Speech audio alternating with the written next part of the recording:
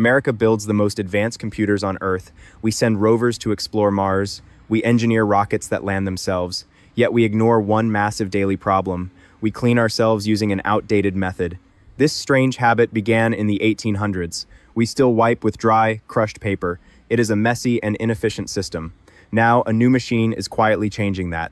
Engineers overseas have built a machine that eliminates paper completely. No wiping, no rolls, no refills, just water, warm air, and a tiny robotic arm that does the job in under a minute. It sounds almost too simple to matter. But underneath this small bathroom upgrade sits a much bigger story. A story about a fragile American supply chain, a trillion-dollar consumer habit, and a question nobody has asked out loud. What happens when the thing you flush away every day gets replaced by a machine that never needs replacing?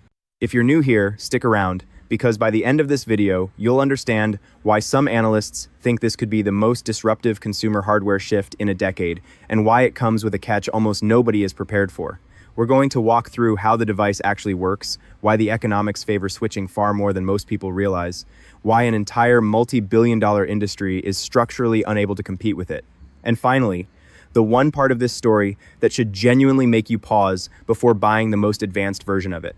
Rewind to March 2020. The world was shutting down. And in one of the strangest moments in modern retail history, Americans didn't panic buy food first. They panic bought toilet paper. Shelves emptied in days. Stores set purchase limits.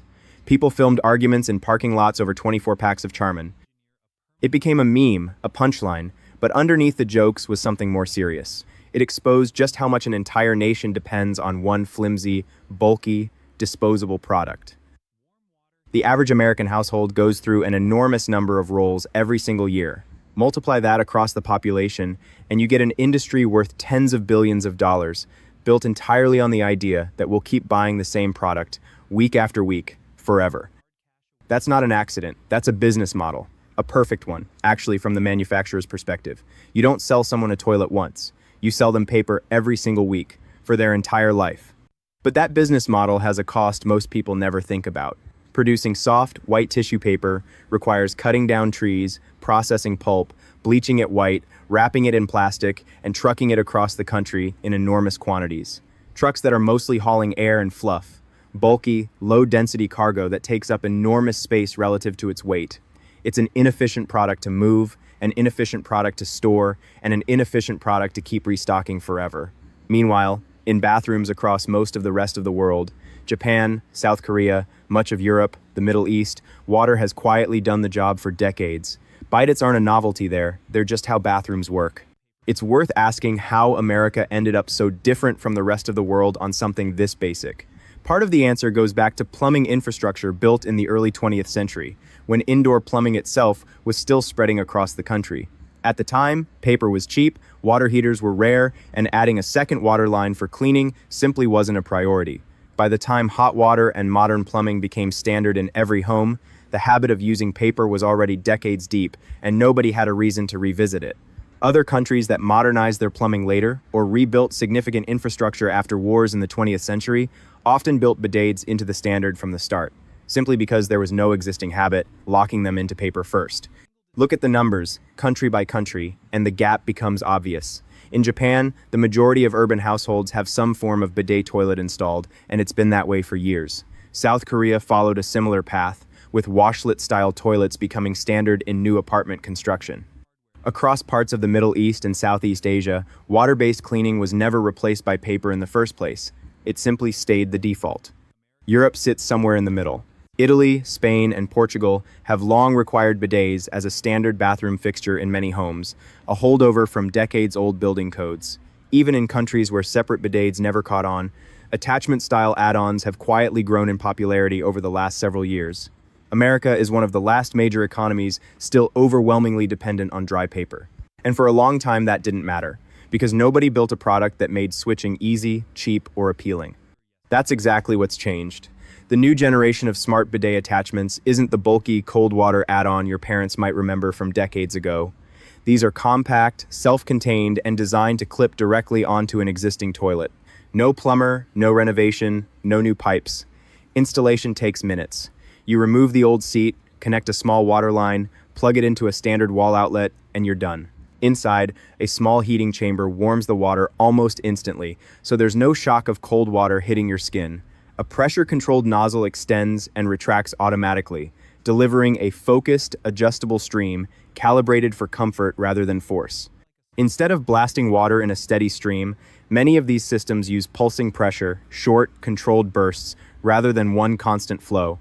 Think of stretching a rubber band and releasing it. A small buildup of energy, then a controlled release.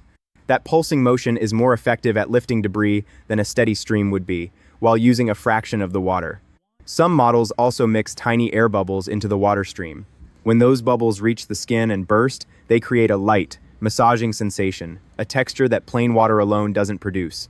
After the wash cycle, a built-in dryer, essentially a small, quiet fan with a heating element, finishes the job. No paper required at any point in the process. And between uses, many of these units run a self-sterilization cycle, using UV light or heated water to clean the nozzle itself, so it isn't sitting there collecting bacteria between uses. Most of these units are also designed to be quiet. The pump and fan are enclosed inside an insulated housing, so the operation noise stays low enough not to wake someone else in the house at night. Several models include a soft night light built into the base, so you're not fumbling for a switch at 3 in the morning. Small details, but the kind that make a device feel like it was actually designed for daily life, not just built to demonstrate a new piece of technology. The price point is what makes this interesting. Entry-level units now sell for well under $100, a one-time cost, compared to a recurring weekly grocery expense that never stops. Higher-end models add extras. Adjustable seat warming, multiple spray modes, remote controls, even smartphone pairing for personalized settings. But the core function, the part that actually replaces paper, is present even in the cheapest versions on the market. Durability is another factor people don't think about until they own one. Most attachments are rated for several years of daily use before any internal component needs replacing, and because the moving parts are simple: a pump, a valve, a heating coil. Repairs, when needed, tend to be inexpensive compared to the cost of a plumbing fixture. Here's where it gets uncomfortable for the paper industry. Making a single roll of toilet paper is a surprisingly resource-intensive process. Water is used at multiple stages: pulping raw wood, washing it, bleaching it, and processing it into soft sheets. Estimates vary, but manufacturing a single roll can require dozens of gallons of water once you account for the entire production chain, long before it ever reaches a store shelf. A single bidet cleaning cycle, by comparison, uses a small fraction of that, often measured in ounces, not gallons. Then there's the bleaching process. Making tissue paper bright white typically involves chlorine-based bleaching agents. That process can generate chemical byproducts that, depending on how a facility manages its waste, sometimes end up in local waterways. Add in plastic packaging, diesel trucking, and constant restocking. And the cheap roll of paper starts to look a lot less cheap once you count everything hidden behind it. Zoom out to the national level, and the environmental footprint becomes even harder to ignore. Producing the volume of tissue paper that a country the size of the United States consumes every year requires harvesting millions of trees annually, much of it from forests specifically managed for pulp rather than left standing. Those forests do capture carbon while they're growing, but that benefit is undone the moment the tree is cut, processed, and eventually flushed away within days of reaching a store shelf. Compare that to a bidet attachment's footprint. A single device, manufactured once, using a small amount of plastic, metal, and electronics that then runs for years on tap water and a small draw of household electricity. The environmental cost isn't zero, nothing is, but it's a one-time cost instead of a repeating one, and that difference compounds every single year the device stays in use. Financially, the comparison is just as stark. A household spending a modest amount on toilet paper every month is looking at a recurring cost that continues indefinitely. A basic bidet attachment, purchased once, typically pays for itself within a matter of months, and after that, ongoing costs are close to nothing. A few cents of electricity and tap water per use. Over a 5-year period, the difference isn't small. It's the difference between a rising, endless expense and a cost that essentially disappears after year 1. Picture a household of 4, buying paper every week, spending a modest amount each time without really noticing it, the way most recurring expenses slip past unnoticed. Now picture that same household installing one attachment on each bathroom, spending a small amount up front, and then simply not buying paper again. Not next month, not next year. The habit doesn't get managed better. it gets removed entirely. That's the part traditional cost-saving advice never really accounts for. It's not about being more careful with a recurring expense, it's about deleting the expense altogether. The companies that dominate the toilet paper market didn't get there by accident. Decades of advertising, brand loyalty, and shelf placement have made buying paper a habit nobody questions. Soft mascots, cozy commercials, premium packaging, it's a business built on repetition. But that business is also built on physical infrastructure that's expensive and slow to change. Timber contracts, pulping mills, chemical processing plants, and a distribution network optimized for moving huge volumes of a bulky, low-margin product. You can't turn a paper mill into an electronics factory overnight. None of that infrastructure translates easily into building electronics. A company that owns forests and pulping equipment doesn't automatically know how to manufacture heating elements, pressure pumps, or UV sterilization modules. That's a different industry entirely, closer to consumer electronics than to forestry. Meanwhile, hardware manufacturers, many based in regions with mature electronics supply chains, are already set up to mass produce exactly this kind of product. Motors, sensors, heating elements, and control chips are things these factories already make at enormous scale for other devices. Adapting that manufacturing base to bidet attachments wasn't a huge leap. That's part of why prices have dropped so fast. What used to be a luxury bathroom renovation is now a same-day delivery item you can install yourself in your lunch break. It also helps that the shipping economics work in the product's favor. A bidet attachment is small, dense, and ships in a single compact box. Compare that to a truckload of toilet paper, which is almost entirely empty space wrapped around a small amount of actual material. For every container ship crossing the ocean, you can fit an enormous number of bidet attachments in the same space it would take to move a fraction of that in paper. That efficiency shows up directly in the retail price, and it's part of why these devices have gotten cheaper almost every year since they started appearing on major online marketplaces. Retailers have noticed the shift too. What used to be a niche category buried several pages deep in a home goods search is now front and center, with dedicated sections, seasonal discounts, and increasingly store-brand versions competing on price. When a big box retailer starts stocking its own version of a product, that's usually a sign the category has moved from niche to mainstream. And once a household switches, the paper industry effectively loses that customer for good. There's no subscription model, no loyalty program, no marketing campaign that brings someone back to buying rolls once they've experienced not needing them. Now, before we go further, let's deal with the objections people always bring up, because there are a few, and they're worth addressing directly. The first is electrical safety. Won't water and electricity near each other be dangerous? In practice, these units are sealed, grounded, and built to the same safety standards as any other bathroom electronic, the same category as an electric shaver outlet or a heated towel rail. The heating element and pump sit in a separate, insulated compartment away from any exposed wiring. The second objection is water pressure. What if a home's plumbing doesn't have enough pressure to run one properly? Most attachments are designed to work across a wide range of household water pressure, and the ones that aren't will simply say so clearly on the box before you buy. The third is septic systems. Will using more water strain an older septic tank? Because a single wash cycle uses a small amount of water, comparable to or less than a single flush, the actual load on a septic system is minor compared to normal household water use from showers or laundry. And the fourth objection is accessibility. For elderly users or people with limited mobility, dry wiping can actually be physically difficult or occasionally unsafe. A hands-free cleaning cycle removes that difficulty entirely, which is part of why these devices have quietly become popular in assisted living facilities and home healthcare settings, well before they became a mainstream consumer trend. So if the math is this compelling, why hasn't the switch already happened everywhere? The honest answer isn't really about the technology, it's about habit. American plumbing infrastructure developed around the assumption that toilet paper, not water-based cleaning, would be the norm. Generations grew up with dry paper as simply how bathrooms work, without ever being exposed to an alternative. There's also a psychological barrier. People imagine a cold, uncomfortable splash, an image shaped by outdated, low-end bidet designs from decades ago, not the heated, adjustable systems available today. It's a pattern that shows up whenever a genuinely better technology challenges a deeply ingrained habit.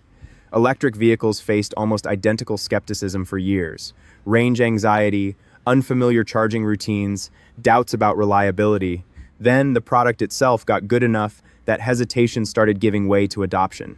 That same shift appears to be happening here, especially among younger consumers who are more willing to try unfamiliar products, more conscious of environmental costs, and more comfortable discussing bathroom habits openly online than previous generations were. Search interest and online sales data both show the same trend: steady, consistent growth year over year without any major marketing campaign driving it. This isn't a fad being pushed by advertising. It's a slow, organic habit change, the kind that, once it reaches a tipping point, tends to move fast. Part of what's driving that growth is who's actually recommending these products. It's rarely a television commercial. It's usually a short video from a regular person showing the installation, showing the price, showing the reaction the first time they try it. That kind of peer-to-peer, unscripted recommendation tends to move faster and land harder than any traditional advertising campaign, precisely because it isn't trying to sell anything. There's also a practical reason this has spread so quickly among renters, not just homeowners. A permanent bidet installation requires modifying the plumbing, which most landlords won't allow and most renters wouldn't bother paying for. An attachment, by contrast, clips onto the existing seat, requires no modification to the toilet itself, and can be removed and taken along when someone moves out. That single detail turned a product that used to be a homeowner's renovation decision into something anyone in any living situation can just order and install in an afternoon. Here's where the story gets more complicated. The most advanced smart toilet systems on the market today aren't just cleaning devices anymore. Some premium models include sensors capable of analyzing waste for basic health markers, hydration levels, and in some cases, indicators that could hint at broader health trends over time. These systems often connect to home Wi-Fi networks and sync data to companion smartphone apps, the same way a fitness tracker logs your steps or heart rate. If you're actually shopping for one of these right now, it helps to know that the market roughly splits into 3 tiers. At the bottom, you've got simple, non-electric attachments that use only the home's existing water pressure, no heating, no electricity, the cheapest and simplest option. In the middle, electric attachments with heated water, adjustable pressure, and a warm air dryer, which is where most of what we've described in this video actually sits. And at the top, the fully connected smart toilets with health sensors, app pairing, and premium features like heated seats and automatic lids. For most households, the middle tier delivers almost all of the practical benefit, the paper savings, the comfort, the hygiene improvement, without any of the data questions that come with the top tier. And that raises a legitimate question that has nothing to do with cleaning performance. Who has access to that data, where is it stored, and what happens to it over time? Health-adjacent data, even basic metrics, tends to be valuable to advertisers, to insurers, to anyone building a profile of consumer behavior. It's worth being clear here. Most basic bidet attachments are simple mechanical devices with no internet connectivity at all. Just water, heat, and a motor. The data collection concern applies specifically to the higher-end, app-connected smart toilet category, not to bidet attachments as a whole. For anyone considering one of these devices, that's the one thing worth actually checking before buying. Not whether the cleaning technology works, but whether the specific model you're looking at collects and transmits any personal data, and if so, what the manufacturer's privacy policy actually says about it. It's the same conversation that's already happened with smart speakers, smart doorbells, and fitness trackers. A genuinely useful device gets connected to the internet, and somewhere in the terms and conditions nobody reads, there's a clause about data collection. The bathroom just happens to be the newest room in the house to go through that same transition. The practical takeaway isn't to avoid the technology entirely. It's to treat a connected bathroom device the same way you'd treat any other smart home purchase. Read what data it collects, check whether that data can be turned off or deleted, and decide whether the convenience is worth it for you personally. For most people buying a basic, non-connected attachment, none of this even applies. It's simply a mechanical device with no internet connection at all. None of this means toilet paper disappears overnight.